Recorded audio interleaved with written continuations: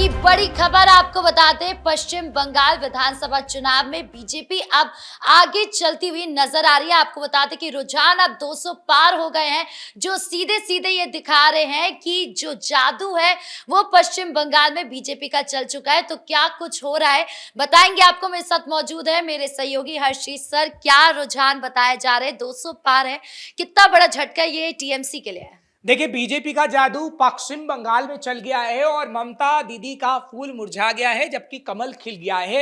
इस बात को कहा जा सकता है कि इलेक्शन कमीशन भी अब 200 का आंकड़ा करीब करीब दे रहा है। और जो रुझान हमारे सामने आ रहे थे वो शुरुआती दौर में बता रहे थे, क्योंकि देखिए जब हमने खबर ब्रेक की तो हम बता रहे थे कि 3, फिर 4, फिर 6, फिर 20 और ऐसे आते आते हैट्रिक भी लगा दी गई और अब 200 का आंकड़ा कहीं ना कहीं पार करती हुई बीजेपी नजर आ रही है। जिससे कहा जा सकता है कि बंगाल के अंदर बीजेपी की सरकार बनती हुई नजर आ रही है। क्योंकि देखिए क्या हुआ कि पश्चिम बंगाल के अंदर कमल जो खिला है वो बीजेपी की मेहनत से खिला है।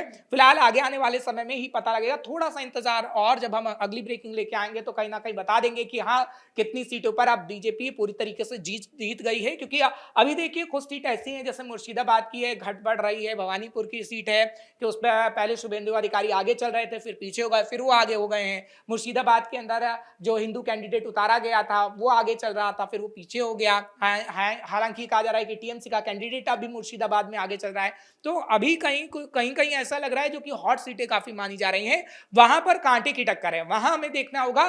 लेकिन इतना जरूर है कि बीजेपी ने 200 का जादुई आंकड़ा कहीं ना कहीं अब तो पार कर लिया और कहीं ना कहीं थोड़ा सा बस बीजेपी दूर है। और हम देखेंगे कि पूरी तरीके से सरकार बना लेगी बीजेपी बंगाल के अंदर। लेकिन थोड़ा सा और इंतजार, जब ये क्लियर हो जाएगा कि बीजेपी का सीएम वहां कौन होगा, बीजेपी सरकार बना रही है नहीं बना रही। क्योंकि देखिए अब आगे जो कयास लगाए जाएंगे वो सीएम को लेकर लगाए जाएंगे, क्योंकि अभी जो क्लियर मैसेज मिल रहा है वो ये मिल रहा है कि बीजेपी बंगाल में सरकार बनाती हुई नजर आ रही है। तो मतलब ये सवाल तो खत्म ही हो गया है कि अब कौन जीत रहा है कौन नहीं जीत रहा है, ये तो क्लियर ही हो गया है कि बीजेपी आगे चल रही है।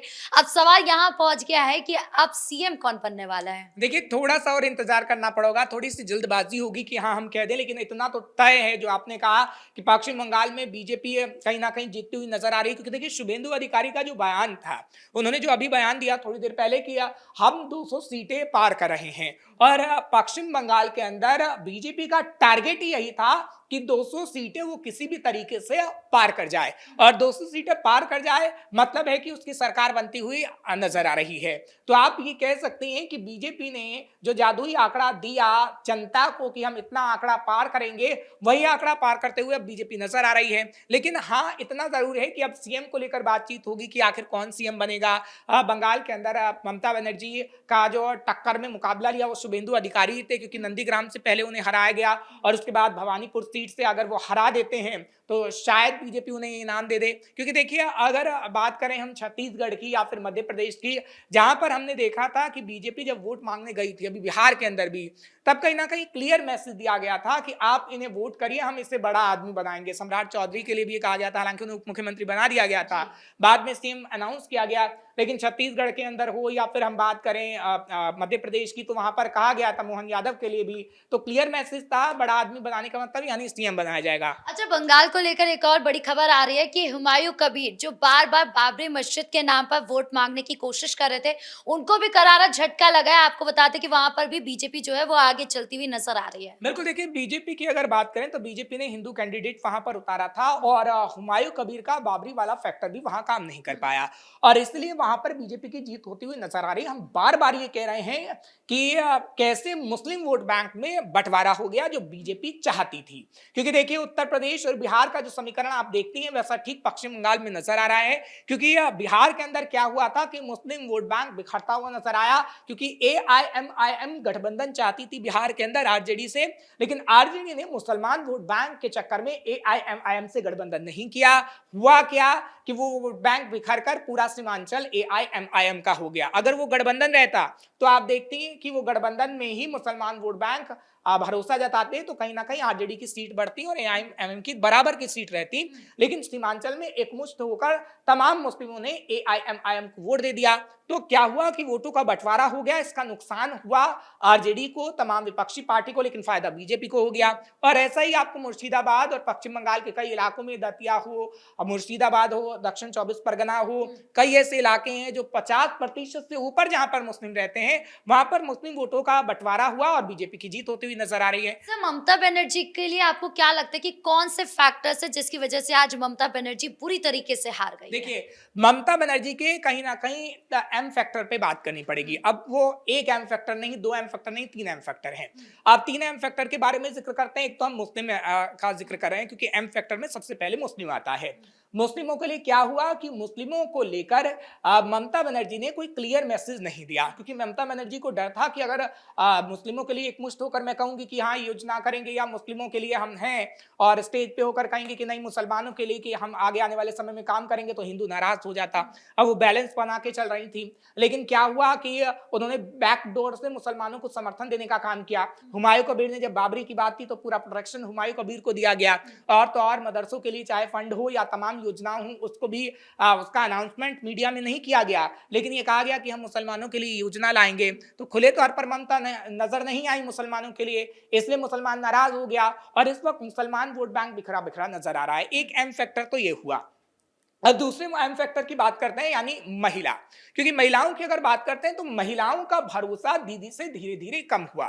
क्योंकि महिलाओं की अगर बात करें तो महिला ये समझती थी कि एक महिला मुख्यमंत्री होने के नाते वो महिलाओं की रक्षा करेंगी और महिलाओं के मुद्दे पर वो मुखर होकर बोलेंगी, लेकिन ऐसा नहीं हुआ। आरजीकर कॉलेज जो आया, जिक्र करा था आरजीकर का जो मामला सामने आया, जब हमने देखा कि पीड़िता की मां को बीजेपी ने उतारा, तभी टीएमसी के कार्यकर्ताओं ने, टीएमसी के नेताओं ने उनके लिए अपशब्द कहे। जिस बेटी के साथ ऐसा हुआ, उसकी मां जब चुनाव लड़ रही है, तो अगर आप बैकडोर से भी समर्थन देना चाहते तो दे सकते थे, क्योंकि वो पीड़िता की मां थी, लेकिन आपने वो समर्थन नहीं दिया। और तो और जब वो वोटिंग करने गई तो बाइक पर टीएमसी के गुंडे आए और पति और पत्नी के साथ किस तरीके से मारा पीटी की कोशिश हुई। हालांकि वहां पर जो सुरक्षा बल तैनात थे उन्होंने मुद्दे को संभाल लिया, लेकिन जो महिला थी उनका भरोसा कहीं ना कहीं घट गया ममता बनर्जी से। अब देखिए, तीसरे एम फैक्टर की बात करते हैं, क्योंकि मुस्लिम और महिलाओं का जिक्र तो हो गया, लेकिन तीसरा जो एम फैक्टर है वो किस तरीके से वहां के प्रवासियों को, जो मैनेजमेंट होता है, कैसे कि मैनेजमेंट बनाना, एक तरीके से ममता बनर्जी जो मैनेजमेंट नहीं बना पाई है बंगाल के अंदर। मैनेजमेंट इसलिए हम कह रहे हैं क्योंकि पश्चिम बंगाल के अंदर मैनेजमेंट का मतलब ये था कि आप पलायन को रोकने के लिए मैनेजमेंट बनाती।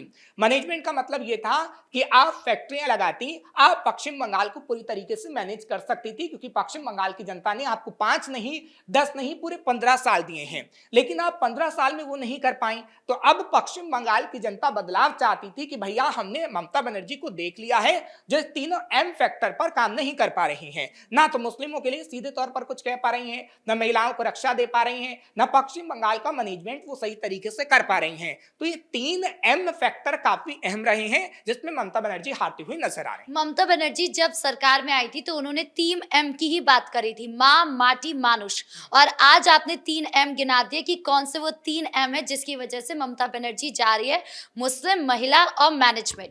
अब सवाल यहाँ पर यह आता है कि क्या अगर ममता बनर्जी को और 5 साल मिल जाते तो आपको लगता है कि डेमोग्राफी जो है बंगाल की वो पूरी तरीके से और ज्यादा बर्बाद हो जाती, और दूसरी तरफ जो गुंडागर्दी चरम सीमा पर पहुंच गई थी वो भी बहुत ज्यादा खराब कर देती बंगाल को। डेमोग्राफी तो चेंज हो रही थी और इसी डेमोग्राफी को चेंज ना होने देखने के लिए जनता ने बीजेपी का साथ दिया। असम में क्या हुआ, असम में जो एकमुश्त होकर बीजेपी को वोट दिया गया वो डेमोग्राफी चेंज होने के कारण ही दिया गया, क्योंकि हमने देखा कि वहां पर किस तरीके से डेमोग्राफी चेंज हो रहा था। और यही हिमंता बिस्वा शर्मा बता रहे थे कि डेमोग्राफी हम चेंज नहीं होने देना चाहते हैं। पश्चिम बंगाल के अंदर डेमोग्राफी चेंज हो रहा था। आप देखिए, अगर 1951 का जिक्र करेंगी आप हिंदुओं की आबादी का, तो आंकड़ा आपको दिख जाएगा, क्योंकि कई एजेंसियां ऐसे आंकड़े जारी करती हैं, और 1951 में जितनी आबादी पश्चिम बंगाल में हिंदुओं की थी अब ज्यादा मुसलमानों की है। और तो और ये भी कहा जाता है कि 2051 तक पूरी तरीके से पश्चिम बंगाल हो सकता था कि मुस्लिम आबादी वाला ही राज्य बन जाता। इसलिए हिंदुओं ने कहीं ना कहीं बीजेपी का साथ दिया है, क्योंकि डेमोग्राफी बड़ी तेजी से चेंज हो रही है। अच्छा एग्जांपल भी दिया जा सकता है, आप ब्रिटेन में ले लीजिए, आप ऑस्ट्रेलिया में ले लीजिए, वो ब्रिटेन वो कहीं ना कहीं इटली के अंदर भी अगर आप खास तौर पर बात बात करेंगी या फिर पूरे ब्रिटेन के अंदर बात करेंगी, ऑस्ट्रेलिया के अंदर बात करेंगी, अमेरिका के अंदर बात करेंगी, तो अभी भी वहां पर ऐसे इलाके मौजूद है जिन्हें आज भी मिनी पाकिस्तान कहा जाता है। ऑस्ट्रेलिया में देखिए, ऑस्ट्रेलिया के खुद के लोग डेमोग्राफी चेंज को लेकर लगातार आवाज उठा रहे हैं कि आखिर मुसलमानों की तादाद इतनी बढ़ रही है तो आगे आने वाले समय में तो हम ही अल्पसंख्यक हो जाएंगे। यानी अल्पसंख्यक समुदाय ने बहुसंख्यक बनकर सामने वाले को अल्पसंख्यक कर दिया। और पश्चिम बंगाल में यही हो रहा था। पश्चिम बंगाल के अंदर अल्पसंख्यक समुदाय मुसलमानों को कहा जाता है और ये मुस्लिम समुदाय बहुसंख्यक बनने की और कहीं ना कहीं चल पड़ा था। इसलिए कहा जा सकता है कि हिंदुओं ने साथ दिया और आज 200 के पार कहीं ना कहीं बीजेपी दिखा रही है। जी, इस मुद्दे पर जानकारी देने के लिए आपका बहुत बहुत धन्यवाद। तो कुल मिलाकर जिस तरीके से पश्चिम बंगाल में बीजेपी की सरकार बनती नजर आ रही है, 200 पार हो गए हैं और ममता बनर्जी और टीएमसी को जोरदार झटका लगा है। अब उसके बाद सवाल ये उठने लगा है कि अब अगला सीएम कौन बनने जा रहा है। तो ब्रेकिंग न्यूज में इतना ही। कैमरा पर्सन कुणाल के साथ मैं राधिका राज।